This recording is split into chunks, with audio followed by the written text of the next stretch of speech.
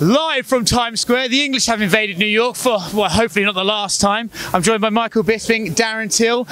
Man, it's a big day, guys. Michael Bisping, once again, not for the first time, your name in lights, wow, right there. That's timing by a professional.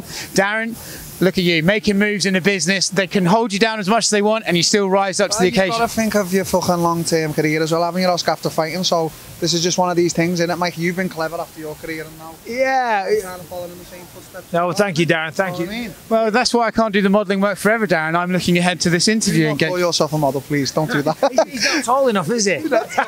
Okay, well, brilliant. Well, look, I just want to take a few minutes to talk about block asset. Obviously, fundamental token. Correct me, Michael. What is it? What is an NFT? Yeah, no, it's a non-fungible token, which is essentially a piece of art, a piece of digital art. And a lot of people might be like, well, you can just take a screenshot or take a photograph of something. No, that's not the original. A correct NFT or a proper NFT is provable via the blockchain technology. So you can always prove that that piece of digital art really is a one-of-one, and if that changes hands, the artist and the last person to own it, they will take commission on that each and every time. But of course, we're here to talk about the Legends NFT drop, which happens tomorrow at 2 p.m. UTC. And if you see some of those names in lights back there, the Legends drop incorporates true legends of the sporting world and me as well. I'm truly humbled to be involved. But we got Muhammad Ali, Jonah Lomu, Alexander Ovechkin, Wayne Rooney, and as I say, I'm involved as well. So I'm truly humbled, and just to be a part of this is incredible. Well, Mike, I'd hate to think anyone was going to suggest you were carrying the team, so I'll turn to Darren. Darren, to be involved in a business that has its lights on Times Square in New York, but to have names like Bisping, like Muhammad Ali, how much does it mean to you just to even be involved in a thing like that? Oh, mate, I have to kick myself again, just to even, like, as I say, I have Mike as an... These guys, you know? Oh, these guys. I have Mike as a fucking fighting inspiration. Now, we're in business together and, you know, our business is up in lights in a four-way billboard in Times Square. So it's big things, mate, isn't it? It's good to see you guys working together because, you know, I don't want to bring up old stuff, but after your last fight, you posted a picture of Michael, and I think to suggest, like, look, I may be knocked down, but I've seen another guy get knocked down, rise up again and again. Yep. Look, we're both English. We both know what this guy means to UK MMA. But for you personally, to be involved with him, to become a friend of this guy, and to look at him as an inspiration, what's it like to just be alongside Michael Bisping? I just learn, by the way, and I mate all the steps, what to do in fighting. You always give me little bits of advice. And now even in business, mate, you know, he's got years on me, so he obviously knows how the world works a lot more than myself. So I'm not going to stand around going, oh, I know this, I know that.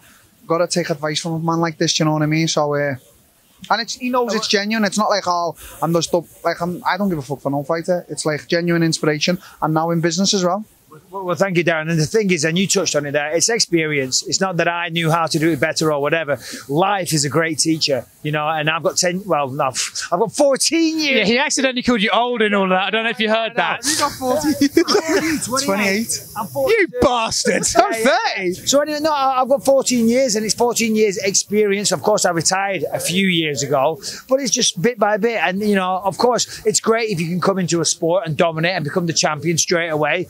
That's amazing, but that doesn't happen to everybody. But if you don't give up, and if you're willing to make the right changes and just chip away and make little incremental improvements as you go, just chip away, get better and better, learn with every training camp. That's what I say to Darren all the time. We spoke recently. I said, I truly believe Darren will be the champion one day. You know, it's like your mum always said when you were a kid, if at first you don't succeed, you try again. It's easy to give up. A lot of people give up when they hit a hurdle or a barricade. But if you're a true man or you're a true fighter, if you want it bad enough, you'll keep going back and you'll keep trying.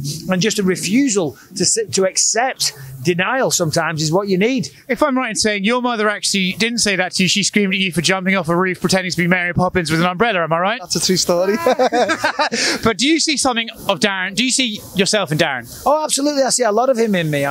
Certainly we've got a lot of stuff in common, you know, but when I see him fight, and I mean, he's going in there against the best people all the time, you know, and the sport of mixed martial arts now is the strongest it's ever been. The level of the athletes, the quality of the fighters, the skills and the technique, and the athletic development is through the roof, even improved from when I was around, you know, but, and I tell him all the time, I've said it in private and I'll say it publicly here as well, I truly believe we'll be the champ, because you can't give up.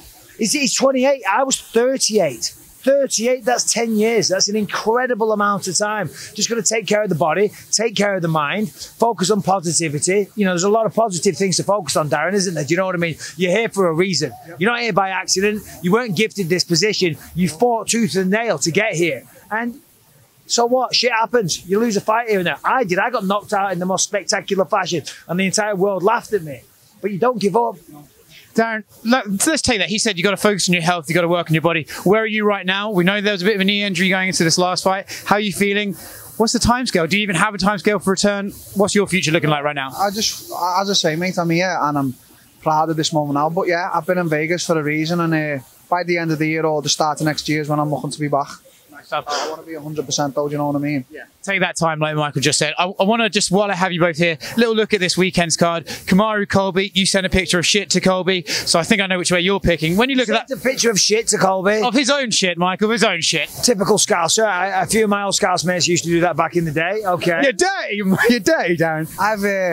I think it's a close fight. I had a curry.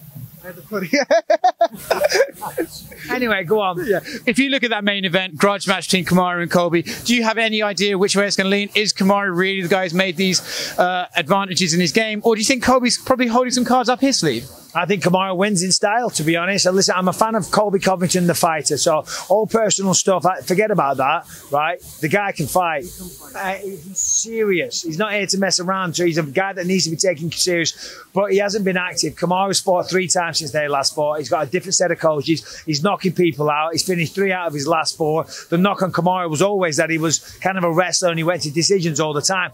Now he's knocking people out and he's filling the boots as a champion. He feels like a champion. He's wearing that hat. He's the pound for pound #1 guy on the planet. Colby, great fighter. No disrespect to him, but I don't think he gets the job done on Saturday. For you, when you look at Michael Chandler versus Justin Gaethje, do you think, as I do, that it might just be the equivalent of turning on a blender, watching 2 people thrash around before one of them falls down? It could be, or they could both know how much power they carry and stand off each other, but I don't see Gaethje doing that. I think Gaethje is just going to completely walk forward, and I don't think Chandler's going to take a back step, so I think we are just going to see that fight in a blender. Earlier today, Michael Chandler said Gaethje's hands are not special. Do you agree or disagree?